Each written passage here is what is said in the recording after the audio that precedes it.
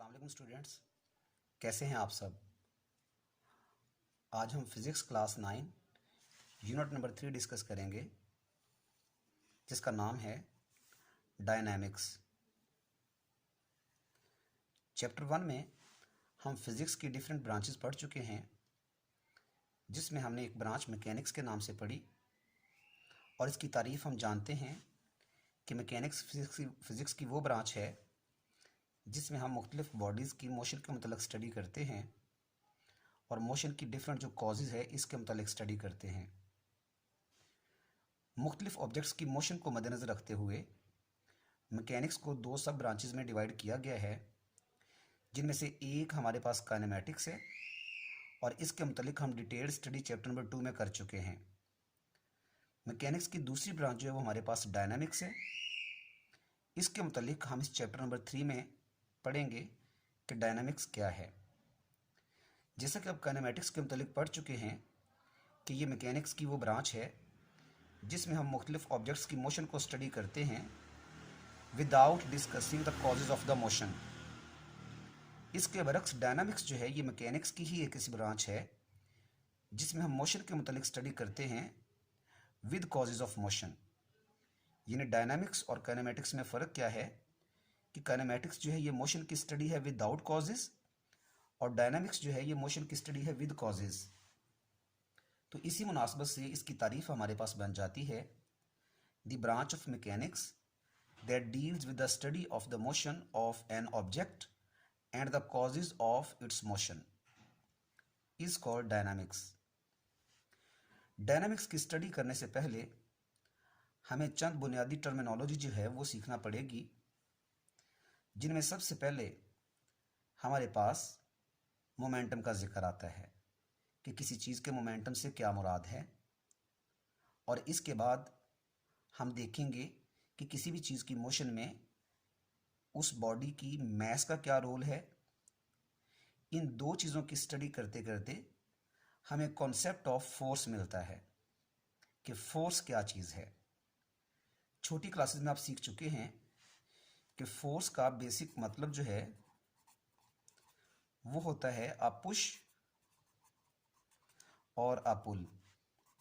यानी किसी चीज़ पर जो पुश या पुल अमल करती है हम उसे फोर्स कहते हैं। लेकिन ये जो कॉन्सेप्ट है ये आप जूनियर क्लासेस में इस्तेमाल करते रहे हैं। अब हम टेक्निकली देखेंगे कि फोर्स क्या है। जैसा कि आप जानते हैं कि किसी भी चीज़ को उसकी रेस्ट पोजीशन से मोशन में लाने के लिए हमें उसको पुश या पुल करना पड़ता है, और इसी तरह से अगर कोई चीज़ मूव कर रही हो तो उसको रोकने के लिए हमें उस पर फोर्स लगाना पड़ती है। लिहाजा हम कह सकते हैं कि फोर्स एक ऐसा एजेंट है जो किसी चीज़ को रेस्ट पोजीशन से मोशन में लाता है और इसी तरह से किसी मूविंग चीज़ को रोकता है। हम ये भी देखते हैं कि बाज़ औक़ात जब हम फोर्स किसी चीज़ पर लगाते हैं तो वो चीज़ लाजमी नहीं कि रेस्ट से मोशन में आ जाए, या अगर वो मोशन में है तो वो रेस्ट में आ जाए, हालांकि फोर्स उस पर अमल कर रही होती है। तो इससे हमें पता चलता है कि फोर्स किसी चीज़ पर जब अमल करती है तो या तो उसको मोशन में ला सकती है या लाने की कोशिश करती है, और इसी तरह से अगर वो चीज़ पहले से मूव कर रही है तो फोर्स उसको रोक सकती है या रोकने की कोशिश करती है। इसके अलावा हम ये भी जानते हैं कि फोर्स जो है वो किसी चीज़ की डायरेक्शन ऑफ मोशन को चेंज कर सकती है। जैसे आप किसी भी मूविंग व्हीकल को जब फोर्स देते हैं तो हम उसकी डायरेक्शन ऑफ मोशन जो है वो चेंज कर सकते हैं। इस मुनासबत से जो फोर्स की प्रॉपर डेफिनेशन बनती है वो ये है कि अ फोर्स मूव्स और tends to move. Force move करवाती है या करवाने की कोशिश करती है, स्टॉप्स और टेंड्स टू स्टॉप रोकती है या रोकने की कोशिश करती है the motion of a body, किसी बॉडी की मोशन को। The force can also change the direction of motion of the body, और इसके अलावा फोर्स जो है वो किसी बॉडी की डायरेक्शन ऑफ मोशन को भी चेंज कर सकती है। तो ये होगी हमारे पास फोर्स। इसके बाद हम देखेंगे कि इनर्शिया क्या है। इनर्शिया तमाम मटीरियल चीज़ों की एक ऐसी खूबी है जिसकी वजह से तमाम चीज़ें अपनी हालत में तब्दीली के ख़िलाफ़ मुज़ाहमत पेश करती हैं। यानी अगर कोई चीज़ एट रेस्ट है और हम उसको मोशन में लाने की कोशिश करें तो वो चीज़ रेस्ट में ही रहना चाहती है, यानी अपनी हालत में तब्दीली के ख़िलाफ़ मुज़ाहमत पेश करती है। और इसी तरह से अगर वो चीज़ मोशन में है और हम उसको रोकने की कोशिश करेंगे तो वो हमारी इस कोशिश के अगेंस्ट ऑपोजिशन ऑफर करती है और वो अपनी मोशन को जारी रखने की कोशिश करती है। जैसा कि आप जानते हैं कि यूनिफॉर्म स्पीड से चलती हुई बस में अगर कोई पैसेंजर खड़ा है और in case of emergency driver जो है वो अगर ब्रेक सप्लाई करता है तो वो पैसेंजर जो है वो आगे की जानब गिर जाता है। ऐसा कैसे हुआ? ब्रेक अप्लाई करने से पहले जितनी स्पीड से वो बस मूव कर रही होती है उतनी ही स्पीड से वो पैसेंजर मूव कर रहा होता है, लेकिन जैसे ही बस को ब्रेक सप्लाई की जाती है तो बस की स्पीड स्लो हो जाती है। तो जैसा कि पैसेंजर की बॉडी का जो निचला हिस्सा है यानी उसके जो पाँव हैं वो बस की बॉडी के साथ अटैच होते हैं, तो जैसे ही बस की बॉडी स्पीड में स्लो डाउन होती है वैसे ही उस पैसेंजर की बॉडी का निचला हिस्सा स्लो डाउन हो जाता है, लेकिन उसकी बॉडी का जो ऊपर वाला हिस्सा होता है वो फ्री होने की वजह से अपने उसी मोशन को जारी रखने की कोशिश करता है और इस कोशिश में जो पैसेंजर है वो आगे गिर जाता है। तो what is this? This is due to inertia, यानी वो पैसेंजर जिस मोशन से हरकत कर रहा था ब्रेक अप्लाई करने से पहले, ब्रेक लगने पर वो अपनी उसी मोशन को जारी रखने की कोशिश करता है। तो इस मुनासबत से इनर्शिया की जो डेफिनेशन है वो बन जाती है कि inertia of a body is its property due to which it resist any change in its state of rest और मोशन।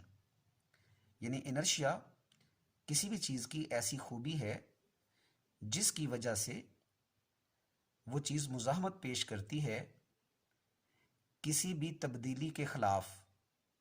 कौन सी तब्दीली?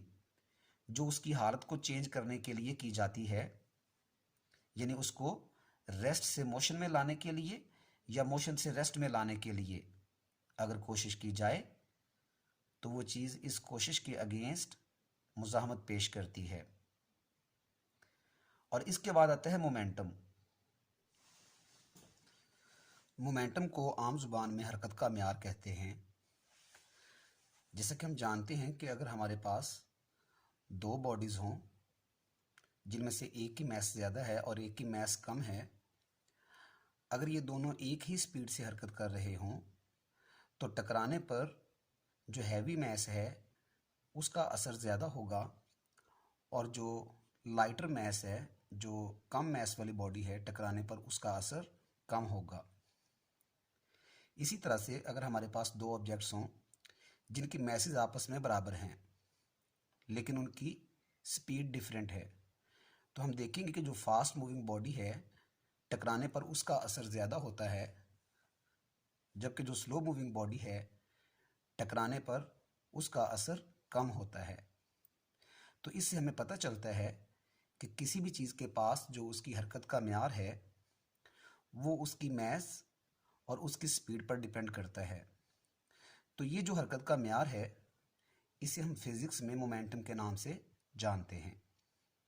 इस मुनासबत से हम मोमेंटम की डेफिनेशन कर सकते हैं कि momentum of a body is the quantity of motion, यानी किसी भी बॉडी का जो मोमेंटम है वो उसकी मोशन की क्वांटिटी है that it possesses due to its mass and velocity.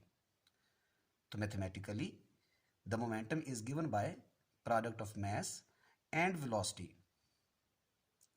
इसको हम मैथमेटिकल इक्वेशन की शक्ल में लिखेंगे कि momentum is equal to the product of mass and velocity, और अलामती तौर पर मोमेंटम को P से शो करते हैं, मास को M से और वेलोसिटी को V से।